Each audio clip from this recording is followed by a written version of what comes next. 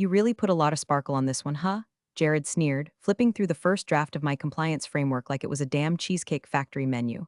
Looks like something compliance Barbie would hand out after pillates. I smiled. The kind of smile you flash when you're 2 seconds from throat punching someone but HR still exists. 6 months. 6 soul-draining, caffeine-fueled months building a risk and governance framework so tight it could double as a chastity belt. I'd poured through SEC filings, dissected the client's audit history, and even ran simulations using their outdated API logs because, surprise, surprise, no one else knew how to do it. But sure, Jared, newly imported from some SAW startup, where compliance meant making sure the office cold brew wasn't expired, decided it was too text-heavy. I wish this was one of those stories where I found redemption in a team-building retreat or some shit. It's not. Jared wasn't just out of his depth, he was digging. If you're still listening and nodding along like, yup, I know that guy, do me a solid, hit that subscribe button and toss us a like. Seriously, 97% of y'all ghost us after binging stories like it's Netflix, and this team? We run on caffeine, spite, and your tiny acts of support. It means the world, thanks. Anyway, back to this grease fire of a promotion parade. Jared wasn't hired for his brain, he was hired for his energy. Translation: he wore tight slacks and said things like, let's vibe, check this deck in meetings. The man once suggested we swap our onboarding policy for a meme slideshow. When I reminded him that we're contractually liable for data mishandling, he chuckled and said, legal's just there to say no slower. Every week, I updated the compliance playbook, tightening our posture around vendor audits, third-party risk, and zero-trust architecture. Every week, Jared found new ways to defecate on it while trying to replace acronyms with emojis. He wanted it fun. The client, and $80M deal on the table, had explicitly requested a traditional GRC package that would pass muster with both their board and their paranoid-ass lawyers. But Jared said, don't know what they want. Let's give them what they need, a story. A story. Sir, this isn't Pixar. It's financial liability wrapped in legal jargon. It's work. But sure enough, after 2 months of Jared workshopping my slides, I got a calendar invite, final pitch full deck review with CEO. The invite had one comment, keep it snappy.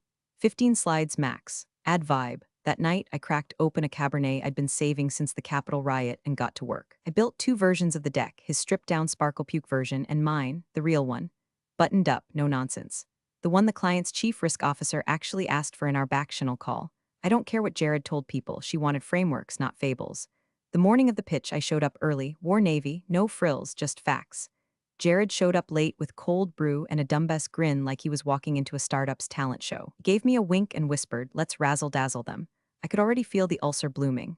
CEO Martin, always calm, always watching, slid into the call 5 minutes early. He nodded at me. He didn't look at Jared. I clocked it. Client team joins, a wall of stoic faces. Their engineer, Priya, gave the smallest nod when she saw my name on the intro slide. We'd been swapping risk scenarios for weeks. She knew what was coming. She was the only reason I still had hoped this wasn't going to be a slaughterhouse.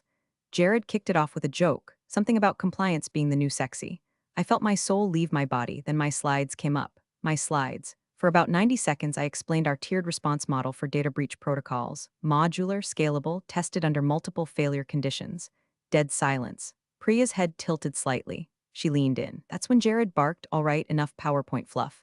Let's get to the meat. I stopped mid-sentence. My hand twitched on the mouse. Priya froze, and in that thick pause where I swear even the Zoom icons looked uncomfortable, I caught it out of the corner of my eye. CEO Martin, expression unchanged, quietly typing in Slack. His fingers were flying. He didn't say a word, but he turned his laptop screen slightly toward Jared. Just enough. My stomach flipped. I didn't know it yet, but the first domino had just dropped. There's a specific kind of silence that hits after someone detonates their own career in a Zoom call. It's not shock. It's not awkwardness. It's clinical. Like the whole room is taking collective inventory of a carcass. Everyone's just waiting to see who's gonna say, yup, he's dead. That's the silence that followed Jared's little outburst. Enough PowerPoint fluff, he'd said, chuckling like a guy who still thought sarcasm counted as leadership. Let's get to the real stuff. And just like that, my slide, the one outlining our adaptive risk containment model with mapped regulatory touchpoints, evaporated from the screen, replaced by a half-ass graphic Jared whipped up in Canva. What he didn't realize in all his glory was that I hadn't just built that framework because I liked compliance. I built it because Priya, the client's lead systems engineer, asked for it. Specifically, she'd messaged me weeks earlier. Our last vendor fumbled the SOC2 renewal because their team didn't have documented protocols. If your deck can show real governance layers, our execs will eat it up. She said real governance layers, not Jared's diagram of 3 little cartoon shields labeled trust, security, and vibes, so I sat there. In front of 15 faces, most muted. A few blinking, and then came the kill shot. That's our compliance framework, Priya said. Her voice was flat, deadly. The silence that followed was the sound of Jared's ego crapping itself. Excuse me, he managed, half laughing. Priya didn't blink. Slide 12. The data risk escalation ladder. That's the framework our legal and infosec teams signed off on. I emailed last week to confirm its inclusion. I assumed this meeting was to validate it. Ever watch someone realize they've just insulted the person holding their lifeline? Jared's face twitched. Eyes darted. His cursor danced on the screen like it was trying to find a trapdoor. Oh, that part. I didn't realize. Yeah, well, I mean, we've got it all integrated. I was just trying to mute him, said one of the client's program managers. Quietly, not even cruel, just tired. And that's when I saw it, CEO Martin, cool as a freezer full of corpses, typing something rapid fire into Slack. His hands didn't hesitate, his face didn't twitch. But he rotated his screen again, just slightly, and Jared, poor dumb Jared, glanced at it and visibly recoiled like he'd seen a supina. He tried to recover. Look, the point is, we're all on the same page. The team's been grinding to ensure alignment. I said nothing. I didn't need to say anything. The silence had shifted now, not awkward, not deadly, strategic. The client team was watching him dance, watching me sit still, and Martin just watched both of us. I minimized the Zoom window and opened my notes app. List of infractions: Jared L. Public dismissal of client-requested compliance structure. Unilateral slide removal. Factual misrepresentation of framework authorship. Derogatory language, compliance Barbie. Logged W/timestamp. Slack thread backup in Notion copy pending to personal drive. I copied it over to a private folder titled Contingency. Jared stumbled through his remaining slides like a deer tap dancing in traffic. He dropped buzzwords like candy, synergy, real-time trust, governance light. What even is that? He ended with a call to action so vague it could have doubled as a horoscope. When the call finally ended, the only words from the client were, "We'll review and circle back." Translation: they were going to dissect every frame like it was the Zapruder film. Jared slumped back in his chair, running a hand through his knockoff coif. That went well, right? I just smiled. And that was the moment I stopped trying to salvage anything. This wasn't a salvage operation anymore. This was going to be surgical. 2 days later, Jared booked a quick sync on the calendar titled Post-Pitch Debrief Team Kudos plus Action Items. Invite had confetti emojis in the subject line. He brought donuts.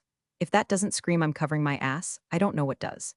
He opened the call with that fake cheerful tone you use when you've already decided what the story is and you're just waiting for everyone else to fall in line. I just want to start by saying amazing work, team, he gushed, biting into a maple bar like a man who thinks chewing loudly equals leadership. Couldn't have done it without everyone pulling together. And shout out to Emily here for, doing the heavy lifting on the framework. We all brought it across the finish line. Heavy lifting? Sir, I built the damn road. I said nothing. Just nodded like a bobblehead on Ambien. I knew better than to challenge the spin. Let the man believe he was rewriting history. He didn't realize I'd already backed up the original manuscript. Because while Jared was playing cheerleader in front of the team, he was doing something else behind the scenes. Legal pinged me 20 minutes after the call. Subject line: updated compliance framework received, please confirm alignment. I clicked the attachment. My stomach dropped. It was my framework, sort of. The structure was intact, but all the legal qualifiers were stripped. Gone were the detailed response scenarios, replaced by vague principles of trust. No citations, no escalation logic, no mapped controls. It was like someone took a surgery manual and replaced every diagram with a smiley face. It wasn't a framework. It was a goddamn LinkedIn post in PowerPoint form. I fired up version control, pulled timestamps, labeled his changes, every removal, every euphemism. I cross-checked against the document I delivered to legal just 1 week earlier, the one with cross-links to federal regulatory clauses and the client's RFP language. I didn't get angry. No, I got precise. New folder, legal gutted v Jared backed up to encrypted cloud, flash drive, and yes, even printed. Because when you've seen this movie before, you learn to pack your own parachute. Then I sent one email. Just one. Hi Clara, not sure where this version originated, but I'm happy to provide the most recent signed-off draft from internal review, with source commentary and linked standards per client request. Emily, no drama, no CCs, just a whisper of ice in my tone. 30 minutes later, Clara from legal responded, "Thank you, please send that version ASAP. This one lacks critical components." Translation: what the hell is this nonsense Jared just gave us? I clicked send. Attached everything. No commentary, no complaints, just the facts. Later that night, while I was sipping boxed red wine and rage scrolling through Reddit, my phone buzzed with a LinkedIn message request. It was Erin, the client's analyst. We'd spoken once briefly during a prep call. She struck me as sharp, cautious. Someone who didn't say things unless they'd been triple-checked first. Hey, just wanted to say your framework was the first one that actually made sense to our internal team. Seriously, thanks for finally putting it in plain English. I stared at the message for a long time. It wasn't much. But in the war zone that was this project, it felt like a warm blanket tossed into a trench. I replied, appreciate it. Let me know if you need anything clarified. What I meant was, you're not crazy. I see it too, and I'm still in this fight. The next morning, Jared strutted into the office with a cold brew in hand and that smug everything's fine face. Didn't know about the legal email. He didn't know about Aaron's message. He didn't know that every time he hit save on one of his butchered docs, a backup went straight to a private version-logged vault. He thought he'd won the narrative. He didn't realize I was already building the ending. Friday morning, 8:12 a.m. The office was still half asleep and smelled like burnt K-cups and desperation. I was standing by the ancient espresso machine, burning my tongue on something labeled Sumatra Bold, when Martin, our CEO, appeared out of nowhere like a corporate ghost in all birds. He didn't say good morning. He didn't ask how the pitch went. He just stood next to me in silence for a beat, then muttered, "It's always the unforced errors that cost millions." He didn't look at me, just stared into his coffee like it owed him money. I didn't respond, not right away, because that wasn't just a passing comment, that was a tell. Martin was a poker player, not the flashy kind, the quiet one who folds twice as often as he bets and somehow still walks away with the pot. He never came out swinging. He waited, observed, documented. He knew, not just about the framework fiasco, not just about Jared's circus act in the pitch. He knew the whole damn iceberg beneath it, the altered documentation, the false attributions, version swap that almost got us in legal hot water. And like any good CEO, he wasn't going to react until the risk of not acting outweighed the mess of getting involved. Still, the air was thick with implication. So I took a small sip and said, clean handoffs prevent sloppiness. No names, no accusations, just matching his vibe code to code. He gave the faintest nod, a twitch in the corner of his mouth, then walked away, nothing dramatic. But my pulse was thumping in my ears. He knew he was watching. But he wasn't ready to pull the trigger, which meant I had time to build the safety net. Back at my desk, I opened Notion and created a new page titled Client Engagement Risk Notes Private. I wasn't documenting emotions. I was building a forensic timeline. Jan 17 initial framework drafted, shared W/legal, V1.2. Jan 23 feedback from client legal team confirms alignment. Feb 3 Jared edits framework V1.5, removes response tiers no approval chain. Feb 5 client flags concern control logic and consistency. Feb 6 CEO Slack MSG logged, client call 10:03 a.m. Feb 8 Jared submits alt version to legal without attribution email archived. I added screenshots, Slack timestamps, email headers. I even recorded a screencast of the diff comparison between my original version and Jared's Frankenstein edit.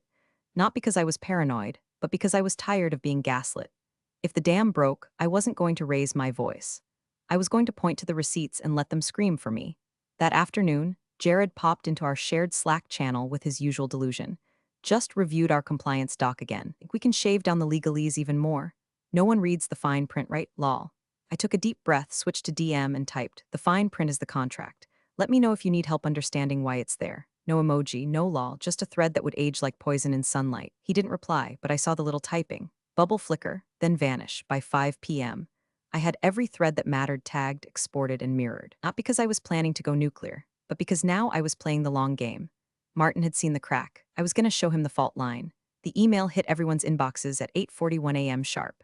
Subject line, Project Horizon client follow-up pending. Body was short. Brutal. We're temporarily pausing further engagement while we review internal documentation alignment. Please confirm final compliance deliverables by EOW. Aaron S., Risk Analyst, Hanover Group. There it was, not we have questions. Not let's clarify a few points. Just pause. Because the client, the $80 million career-making client, had caught the scent of bullshit, and they were circling back to find the source. Within 3 minutes, Jared stormed past my desk like a man on fire, reeking of stress, sweat, and overpriced cologne. Slammed into the glass huddle room and started pinging half the company. At 8:54 a.m., I was summoned. The invite came from the COO's assistant. Urgent, Horizon Blocker review. Jared, Emily, Martin, COO, the kind of meeting that makes your stomach cold. I walked in last. Jared was already standing, pacing like a televangelist who'd misplaced the Holy Spirit. The coup, grim-faced. Martin, leaning back in his chair, fingers steepled, unreadable as ever. All right, Jared began, voice already defensive. This delay's coming from some, frankly, misunderstandings on the client's end. We presented a unified framework, but I think certain elements may have been overcomplicated by internal teams. Internal teams, that's what I was now. The COO raised an eyebrow. Which elements? Jared flicked his iPad open. Mainly the response matrix and some of the incident escalation flow. Look, we tried to streamline it for the client's sake. Less jargon, more action. He glanced at me like he expected backup. I didn't even blink. Martin finally spoke. You said this version was aligned with what the client reviewed in December.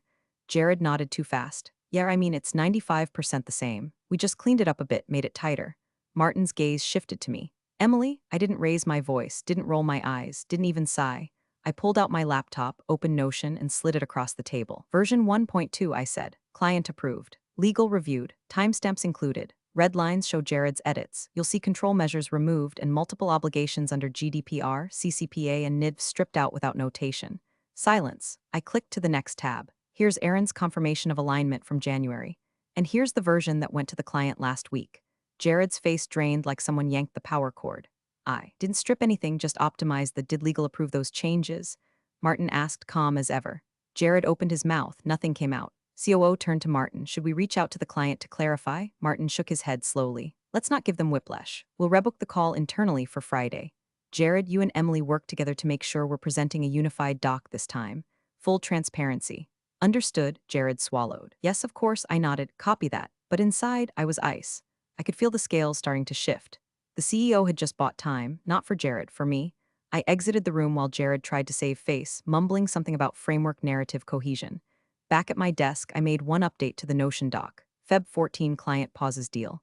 Jared blamed internal miscommunication in front of COO. Version 1.2 verified on record. Martin present. And then, just for myself, I added a tag, #implosion imminent. It was 9:42 p.m. when the Zoom ping came in. No calendar invite, no Slack heads up. Just a straight email from Aaron at Hanover Group. Quick clarification compliance docs with a link. No CCs, just me. I clicked it, heart thudding like it knew something I didn't. 4 faces popped up. Aaron. Man in a charcoal blazer named Victor, legal counsel, according to the nameplate. Another woman, Kara, from Enterprise Risk. And a fourth I didn't recognize who looked like he ate NDAs for breakfast. Aaron nodded once. Thanks for joining, Emily. We wanted to speak privately. Not with your team, not with Jared, not your CEO, just me. Of course, I said, keeping my tone even, eyes calm, fingers frozen over my trackpad. Victor leaned in slightly, as though this were a deposition and I was either a star witness or the next casualty. We'll be blunt. We've been comparing versions of your compliance framework. The version we approved internally is not the version your company sent us last week. Kara chimed in. The one we greenlit had jurisdiction-specific escalation paths, mapped controls, and vendor logic flags. The one Jared sent? She gave a tight smile. It had inspirational quotes in the margins. I winced. Not because I was surprised, but because I remembered the quote. Trust is earned in pixels, not promises. Jared thought it sounded profound. It sounded like an app launch. Aaron took over again. Victor's team reviewed both. Their conclusion is unanimous. Your original submission is the reason we were ready to sign. Silence. The good kind. The board flagged the inconsistency, Victor added. Hit pause because we weren't sure if this was sloppiness or something worse. I exhaled slowly. Understood. I can confirm the version you're referencing was approved by our internal legal team and matches our security posture. I still have full documentation and audit trail, including legal's red lines and final stamp. Aaron nodded again, slower this time. We're willing to proceed, she said, on one condition. Your version is reinstated and locked for the contract. No substitutions, no edits. My throat was dry. I wanted to say yes. Hell, I wanted to scream yes, but something held me, not fear, precision. I'll make it available tonight, I said, but there's one request I have. 4 pairs of eyes narrowed slightly. I want CEO sign-off, directly, on the record. Victor blinked. Aaron leaned back. Kara arched a brow. If we're moving forward, I continued, then I want this framework attached to the final contract. With Martin's name on the signature page. No intermediaries, no rerouting through Jared. I watched their expressions shift, not surprise, not pushback. Respect. Victor nodded first, reasonable. Kara added, smart. Aaron's mouth twitched in what might have been the first honest smile I'd seen all quarter. We'll reach out to Martin tomorrow morning and request his direct acknowledgement before we reinitiate final steps. I nodded once, professional to the end. But inside, fireworks, not the kind that explode. The kind that burn. This wasn't a win, not yet, but it was leverage, pure cold leverage. And I had just slid it onto the table without even raising my voice. After the call ended, I sat in the dark, laptop screen casting a pale glow across my kitchen table. I opened a new note in Notion. Feb 19 client confirms framework equals dealbreaker. Private call. Client demands reinstatement of original version. Agreed pending CEO signature.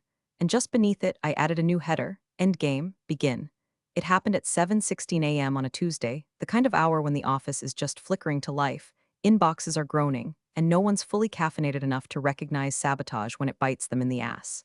I just logged in, planning to clean up the final version of the compliance framework before our internal exec call when I saw it, 404 repository not found. I blinked, refreshed, tried a direct link. Gone, my compliance repo, my documentation, my framework. 6 months of risk modeling, audit mapping, and cross-jurisdictional control matrices gone from the shared workspace. For a solid 2 seconds, my brain froze. Not panic, just pause. Then came the Slack ping from Jared. The kind of casual, weaponized message that should be framed in a museum labeled passive-aggressive cowardice, 2025. Hey, just a heads up, I cleaned out some of the outdated stuff in the shared drive. Think I accidentally nuked the old compliance repo lol. Let me know if you need anything from it. Should be backed up somewhere, right? No apology, no accountability. Just a thumbs up emoji like he'd done me a favor. I didn't reply, I just smiled. Because Jared, in all his brilliance, forgot one thing: I never trusted him with my only copy. In another tab, I opened my private Git mirror, the one I'd set up back in January when he started tinkering with versions like a toddler with a chainsaw. Every commit logged, every change documented, every red line backed by timestamp metadata. I clicked Restore to Workspace. It took 47 seconds. Then I exported the commit history and attached the repo diff logs, showing precisely what Jared had deleted: sections tied to GDPR Article 30, breach response timelines, vendor vetting logic, and the client-specific risk ladder. And then I opened a new email. To myself BCC, Martin, CEO, Amara, Client Liaison, Hanover Group, Rahul, CTO, Subject, Restored Compliance Framework, full version history attached body. Please see the re-uploaded documentation. The previous version appears to have been removed in error. Full commit history and legal annotations are enclosed. Let me know if anything further is needed. I didn't explain. I didn't accuse. The logs were the accusation. After I hit send, I returned to Slack and dropped one message in the internal compliance channel where Jared and the rest of his disciples lurked. Just 3 words: see attached history. No smiley, no emoji, just a live grenade rolled into the center of the room. 10 minutes later, I saw the typing bubble from Jared. Then it vanished. Then came a new message. Hey, sorry if I deleted something important, just trying to clean up. Didn't realize that repo was still active. Didn't realize you scheduled it for deletion. You marked it deprecated. You slapped a tag on it that said superseded by updated flow. I had screenshots, logs, audit trails, but I didn't respond because this wasn't about him anymore. This was about positioning. Within the hour, Rahul, our CTO, replied to my BCC with a simple "Thanks, Emily," confirming repo access, logs reviewed, and from Martin, nothing, just a silent read receipt that told me everything. They were watching, clocking each move, cataloging every action, every deletion, every little tell, and I had just turned the lights on. The subject line was surgical. Follow-up request, audit observation Hanover Group. It landed in Martin's inbox at 6:38 a.m. and triggered a silent fire drill across the C-suite. By 7:12 a.m., an impromptu demo call was scheduled for noon. Client-side leads, their internal audit head, our full exec team, and of course Jared. There were no emojis in the invite. No quick sync tag, no donuts this time, just the sterile, clipped tone of corporate dread. I wasn't listed as a required speaker, just tagged optional FYI, Martin's way of saying stay quiet, watch everything. Perfect. At 11:59, I logged in with my camera off and mic muted. The grid filled slowly, client side sharp as ever, suits and steely eyes. Audit lead dead center, a man named Lowell with the kind of voice that probably made interns cry during onboarding. Jared joined late. Of course he did. Hair disheveled, collar wrinkled, smile a little too big, like he could charm his way through a landmine field. Martin opened the call with a tone so smooth it barely registered as human. Thanks for making time today, everyone. Aaron flagged an inconsistency in the governance model. He thought it'd be best to walk through it live. Translation: we know you caught the lie. Now we're letting it bleed out in front of the room. Lowell wasted zero time, no pleasantries, no throat clearing.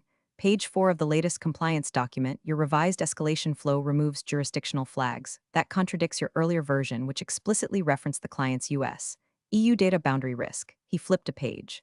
This change, who authored it? Silence, then Jared, clearing his throat.